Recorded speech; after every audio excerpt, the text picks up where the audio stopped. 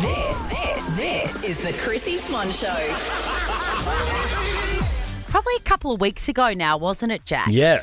You revealed something about yourself that even though I've known you since you were a teenager, I did not know. And that is that you dream every night to the point where it exhausts you. Have a listen. Doesn't it affect everything? No sleep. Dreaming sucks. I wish we didn't dream. Why? Like, I dream every night and I have hectic dreams. Do you dream every night? That's very unusual. Every night I dream. I would remember 2 dreams a year. And the reason I said that is because I read somewhere that you do dream every night, but you just don't remember them. Right. To explain to you, Jack, and this must be so fascinating for you, why you dream so often and why it exhausts you, we welcome to the show Martina Kochian, is it? Yes. She is a dream therapist. Welcome, Martina. Thank you. Thanks for having me. Now, why is he dreaming so much and why am I so jealous? Well, it's actually very normal to dream often, and we actually have 5 dreams per night in a typical 8-hour cycle. Right, but we don't remember them. That's the thing. Jack seems to remember them. He's cognizant. And some people are just better dreamers and better at remembering, but we're all definitely dreaming, and we have 5 dreams per night. And I think it all depends on your sleep duration and also what your morning routine is. So, so if we are getting at least 8 hours sleep, then we'll have this beautiful 40-minute REM cycle right at the end, because our brains tend to prioritize cellular repair and bodily repair over psychic repair, which is later down throughout the evening and into the morning. So dreams start off at about 5 minutes in the first cycle. Yeah. And then later on, around the 8 to 10 hour mark, we get these really beautiful long narratives. So if you're getting right to the 8-hour mark, then you're more likely to remember your dreams if it's a longer dream, and also if you're waking just as you've finished your dream. Okay. So, Martina, the fact that I said, I would probably have 2 dreams a year, can that be explained by me getting like 5 or 6 hours sleep a night, apart from 2 nights a year where I might hit 8? Absolutely. Yes. How sad. I know. We thought maybe there was something wrong with me, and now Swanee's not getting enough sleep. No. That's what's happened. If you want to remember your dreams and dream more, you need to sleep more. It's very basic. Wow. And do dreams have meaning, Martina? Like, can you give us a general consensus of like what repetitive dreams mean, or if you're dreaming about the same subject or narrative? Yeah. So recurring dreams are very common, and basically it really is our so our brains tend to process our emotions and our experiences through dream, and this is a very sort of healing response from the brain. Okay. So it helps with trauma, helps with nightmares, are also very positive in sort of processing our moods and our emotions. With recurring dreams, it's if we're not getting the message and we're sort of going through similar situations in waking life, then our dreams will start recurring. And they can get more and more intense and turn into nightmares if we're not getting the message. That's right. Right. So in your everyday life, your reoccurring dream could be telling you that you need to deal with something or move on with something. Absolutely. And the interesting thing is, if your recurring dreams change, that means that there is progress and you're evolving. So if you think of recurring dreams, they're not cyclical, they're more like a spiral. So what can Jack do to kind of shift his negative perception of all of this dreaming? Because he can't stop dreaming. And he's, exhausted by it. Well, they can be exhausting, but our dreams do represent our day-to-day lives. So if your life is quite hectic and if you have some anxiety and stress, then that will come through in your dreams. Right, okay. Also, we know that people that have experienced trauma tend to dream a lot more as well. Not saying that you have. Oh, he has not experienced any. What? The only trauma he's experienced is maybe he had to pay for a pair of runners that he wanted to get for free. Or that sounds traumatic. I stayed at a hotel in Sydney a couple of nights ago, Martina, and they didn't have a toothbrush and toothpaste, and I had to call housekeeping at 10 p.m. Oh my God, it's sleepless nights for you. That should have come through in a pretty hectic dream, I'd say. Martina, I hope you're well rested because I am going to keep you exactly where you are. I want to cover off everyone's most alarming dream, the sexy ones, and also sleep paralysis. Can you stick around? Yeah, I can. The Chrissie Swan Show. We have kept her. Dream therapist. Martina, I have 2 more questions before we release you back into the wild. 1, what does it mean if you appear in someone else's dream? I had a message this week from somebody that I know saying, hey, you walked into my dream last night. Is everything okay? Well, it's interesting because often when we dream about other people, we think it's all about them, but it really is all about us when we dream.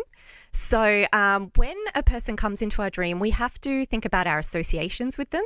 And also, people tend to represent characteristics within ourselves. So what is that person mirroring to us? And it could be a positive or negative. And what characteristics they're mirroring to us. And do we need to take something on, or do we need to maybe avoid certain characteristics? That's very interesting because you're right. We do seem to think, there's something wrong with this person, or I'm going to check in on that person, when really you've got to be checking in with yourself. That's right. Yes. And secondly, the question that I'm sure everybody is wanting an answer to. What happens and why when you, out of the blue, have a very sexually explicit dream featuring someone that you work with? Oh, those are fun, aren't they? Martina loves it. Are you trying to tell me something, Chrissie? No, Jack, please. You are safe here. But I will... Out of all the dreams that I've had, there is one that I remember vividly as if it happened yesterday, and it didn't happen yesterday. It happened maybe 18 years ago. And it was alarming. It was so real. And it was a guy that I worked with that I was not attracted. Like, there was nothing going on. And then all of a sudden we were doing stuff that would have made, would have made me as famous as Kim Kardashian in her crazy video. Hot. Well, with that sort of dream, we would have to explore your situation as well, how you were feeling in the dream, and what was your experience? Were you excited? I was loving it. You were loving it, yeah. Yeah, I was really into it. Yeah. So we need to focus on what was happening there for you. And then once again, with the other person, dreaming about another person, what sort of characteristics were you taking on with that person? Was there something that you really sort of wanted to integrate into your life or into your being? Swanee, who was it? Can you give me a clue? Was it a male? It was Dicko. Australian Idol's very own. Australian Idol's very own. Oh, wow. And do you have any sort of admiration for Dicko? Or what are your associations with him? Well, he was my friend. Well, I guess he is still my friend. I just don't see him. And, we were working together in breakfast radio, seeing each other, every day. And I just put it down to that you just, I see you every day, and then now you're in my dreams. God, that's put right. it away. Sometimes there can be a real heightened connection between people when they work together, and that could also have just been sort of your dreaming mind kind of escalating that relationship. That is true of breakfast radio specifically as well. It is an incredibly intimate, relationship. I mean, you see those men, those colleagues, more than you see your own kids or your own partner. Correct. So yeah, maybe that's explained. Martina, one last question. Sleep paralysis. I've struggled with it my whole life. Even as a kid, I would have sleep paralysis. Yeah. I notice now maybe after big nights it sometimes crawls in. Yeah. What's something that you can do to stop sleep paralysis? Yeah. And I know what that's like. Absolutely terrifying. It's so terrifying. Well, what's actually going on in your brain is that there's been some sort of glitch in the matrix. And so your consciousness has sort of come back because we've got our prefrontal lobes. Yep. And they're actually shut off. The logical reasoning side of our brain is shut off when we're dreaming. But for some reason, this has reactivated before your motor control has come back. So there's a glitch there. So there's a delay. Yeah. So we are actually paralyzed in our dreams, and the motor part of our brain is also switched off. so we don't reenact our dreams. But what part is turned on? Because there's a part that's turned on. That's right. So the prefrontal lobe. The prefrontal. Tell Martina what you do in that. Okay, so your little. I did like a full deep dive Google spiral at 2 a.m. one morning when I had woken up, and it said to start when you're laying there. Start by wiggling your toes and then working your way up through your body, and that's the technique I now use to try and get out of it. Yep. And the best thing you can do is just relax, because it's only going to last for maybe 10 minutes. So the best thing you can do is relax. The more you fight it, the worse it gets. Yeah. And the anxiety comes through, and then people report having sort of demons come in and really sort of scary entities like sitting on their chest. And I've experienced that as well. Yes. Really, whether they're demons or whatever they are, parts of our subconscious, we don't know. But the best thing we can do is relax and just, like you said, try and wiggle a little bit and just know it's going to be over soon. You're not trapped, or you are kind of in a sense, but it'll be over. Okay, great. Soon. Yeah. How interesting, Martina. Thank you so much for coming in and joining us. For more info on Martina, head to her website, thedreamgarden.com.au. And if you're in Sydney, you are presenting on dreams at New South Wales Art Gallery Art After Hours program for Vivid Sydney next week. That's right. Yeah. How do people find out about that? Just go onto the Art Gallery website, Amazing. New South Wales, and find out what times. But they've got a beautiful program that's filled with dreams on Wednesday nights. Oh, I love it. Is Stevie Nicks' Dreams your favourite song ever? Yeah. The Chrissie Swan Show. The Chrissie Swan Show. I am so excited to welcome to the show Australia's Queen of Comedy, Celeste Barber. Oh, hi, team. Thanks for having me. It's so great to see you again. The last time I saw you, we were mulling around the front of the Logies. Oh, that's right. Yes. It was. I don't think the Logies were even on. You and I were just hanging around out the front in our activewear, having coffees. We're just trying to get autographs. Absolutely. It looked like I'd won a radio competition to stand and have a photo with you. I was very excited. Very exciting news. You are kicking off a tour we found out a couple of days ago. I haven't seen you live, and I cannot wait for this. What should we expect from you? Well, this is the regional leg of my backup dancer tour. I've been touring this show around the world for about a year. Yeah, actually just over a year. Oh my God, that's a lot.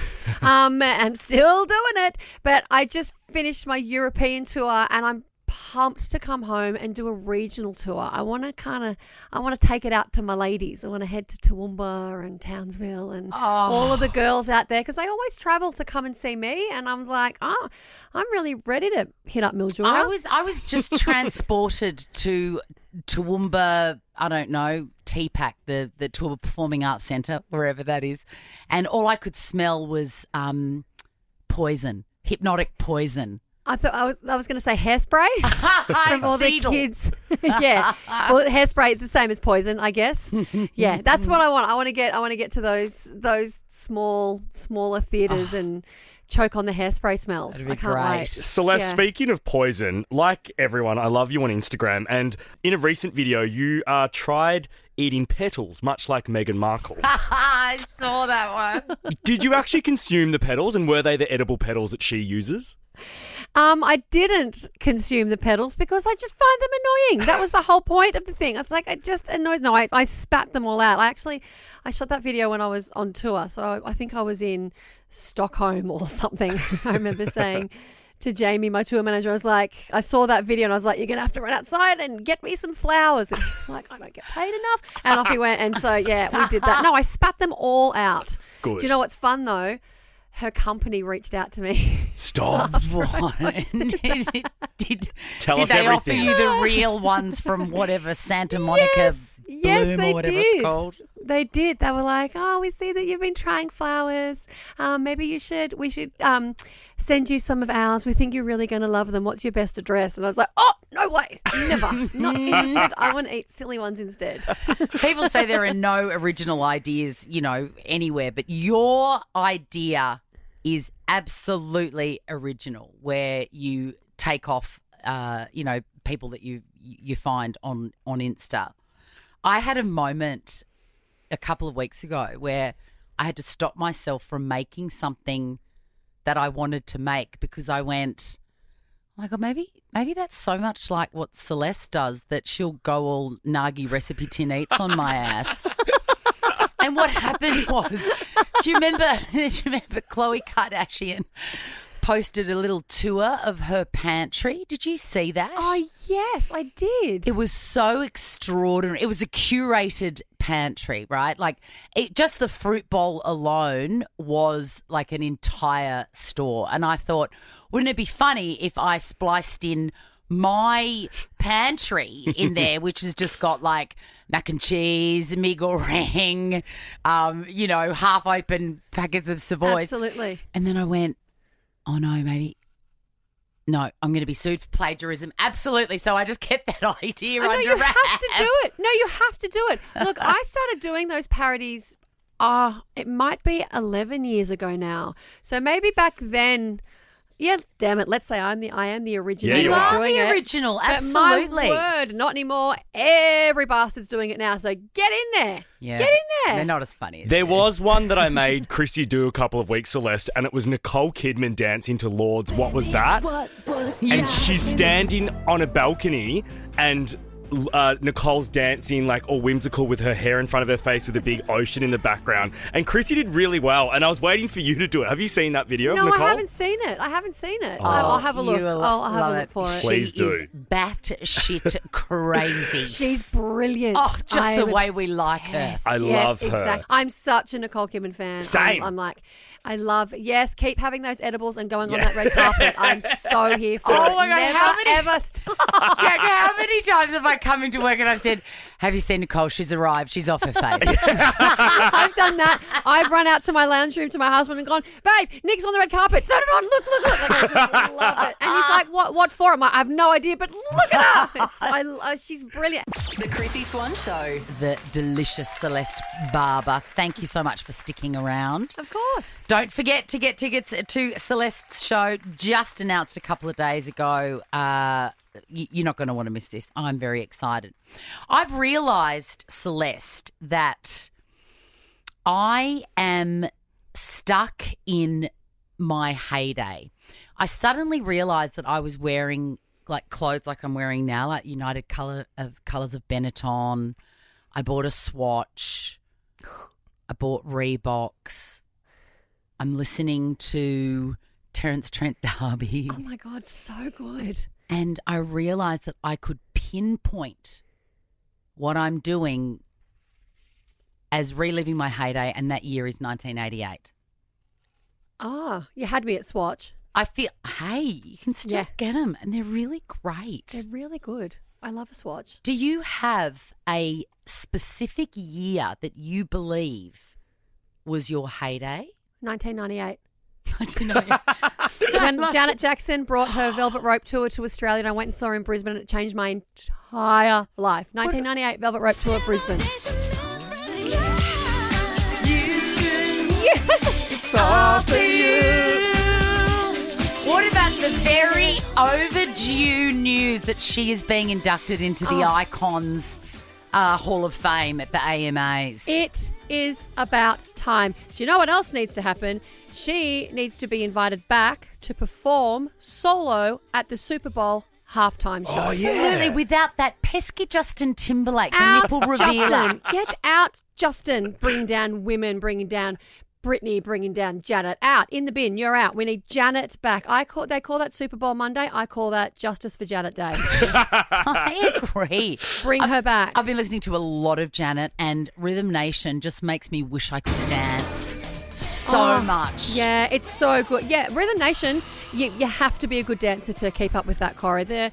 The Velvet Rope... Now, listen, I'm pretty full on about Janet Jackson. I don't know if we've got the time. I love but it. The Velvet Rope album, that is also good. The choreo isn't as hard on that one, but the Janet album before that, that's when she did... So that was If. So, of course, that was tricky. Yes. But we had That's the Way Love Goes. We had Throb, all bangers. So it's about time she got Yes. inducted into that Hall of Fame. That's the way love goes. Anybody can groove to that as long as you can click your fingers and sort of move your hips. Yeah, it's all elbows. Ooh. And then that was, of course, the film clip that J-Lo's in the background of. Ugh. Yeah. Insufferable. She's insufferable. We can't stand She's her. on our list of insufferable women. And she's hosting the American Music Awards, which is so disappointing. Oh, wow. Okay, is Katy Perry on this list? Yes. What's this? Yeah, What's happening? It's Katie and Yeah, J-Lo.